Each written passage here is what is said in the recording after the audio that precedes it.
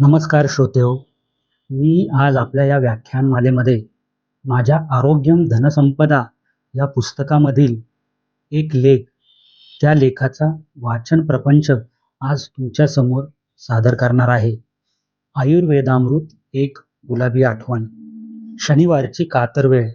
माधवराव नेहमीप्रमाणे आपल्या घराच्या व्हरांड्यात आराम खुर्चीवर बसून डोळे बंद करून किशोरदांच्या मंद आवाजामधील वो शाम भी अजीब थी, ये शाम भी अजीब है, हे सुमधुर चालीमधील गाणे ऐकत होते.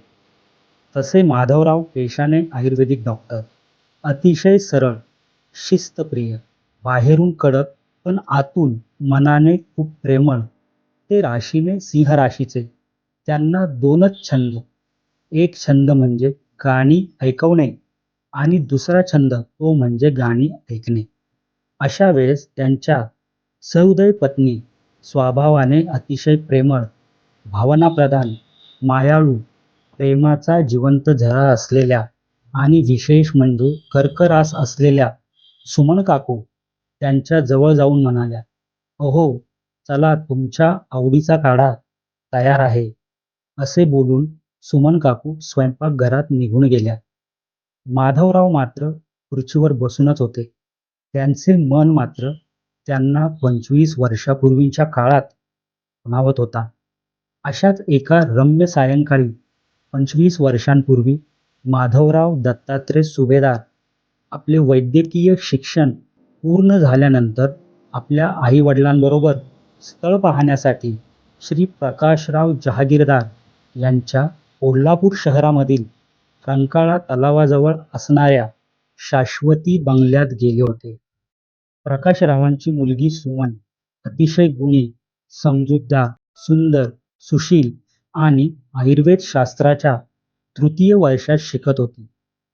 पाहुणे बाहेर हॉलमध्ये बसून गप्पा गोष्टी करत होते. सुमन आपल्या आई सौ प्रज्ञा जहागीरदार यांच्यासोबत किचनमध्ये संवाद साधू लागली. "आई, चहा पाण्याचा कार्यक्रम करणे क्रमप्राप्त असते का ग? आपण जर आलेल्या या पाहुण्यांना चहा न देता एखादा छान आयुर्वेदिक काढा तयार करून देऊयात का? त्या आयुर्वेदिक काढ्यामध्ये आरोग्यास पोषक अशी अगदी आपल्या किचनमध्ये रोजच्या वापरातील बहुगुणी औषधे असतील आणि चहापेक्षा काढा घेणे हे आरोग्याच्या दृष्टीने कधीही श्रेष्ठ." मुलीची ही सुंदर कल्पना आईला रुचली.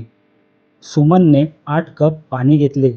त्यामध्ये अर्धा चमचा सुंठ, अर्धा चमचा हळद, 10 ते 20 तुळशीची पाने, 5 गवती चहाची पाती, 4 लवंग, 4 मिरे, 2 वेलची सर्व खलबत्त्यामध्ये कुटून एकजीव करून घेतले व त्यासाठी तयार झालेला हिरवागार लगदा 8 कप पाण्यात एकत्र केला व मंद आचेवर उकळण्यासाठी ठेवला. उकळवून त्याचे 4 कप झाल्यानंतर त्याच्यामध्ये 4 चमचे खडीसाखर टाकली. साजूक तुपातील मुगाचे लाडू घेतल्यानंतर बरोबर अर्ध्या तासाने काढ्याचे 4 कप सुमन बाहेर पाहुण्यांसाठी घेऊन आली. माधवराव तर सुमन काकूंच्या डोळ्यांवर जाम भाळले होते आणि सगळ्यात महत्त्वाचे म्हणजे सुमन काकूंनी सुद्धा चोरून माधवराव यांना पाहिले होते किचनमधून आणि मनोमनी त्यांचा पती म्हणून स्वीकार पण केला होता. म्हणूनच इतका सारा काढ्याचा प्रपंच. असो, माधवरावांनी काढ्याचा एक घोट घेतला आणि त्या काढ्यामधील खडीसाखरेच्या मधुर चवीने माधवरावांचे सुमन काकूवरील प्रेम दुणावले होते. दोघांनी एकमेकांना मंदस्मित करून लग्नासाठी आपापली सहमती दर्शवली होती. माधवराव मंदस्मित करत होते. त्यांना तंद्री लागणारच.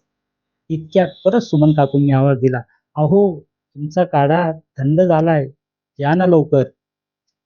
25 वर्षापूर्वीचा गुलाबी आठवणींचा तो क्षण हृदयाच्या कप्प्यात माधवरावांनी परत नाजूकपणे जपून ठेवला आणि सुमन काकूंबरोबर काढा घेत गप्पा गोष्टी करत वर्तमानात निरोगी आयुष्याची एकमेकांना ग्वाही देत दोघेही अगदी रंगून गेले. मित्रांनो, आपल्या जोडीदाराच्या आरोग्याची काळजी घ्या. आपल्या जोडीदाराला शारीरिक आणि मानसिक आरोग्य मिळवून देण्यासाठी कायम तत्पर राहा. आयुर्वेद अवलंबून स्वतःचे आणि आपल्या कुटुंबाचे स्वास्थ्य सुधारा. अगदी माधवराव आणि सुमन काकूंसारखे. धन्यवाद.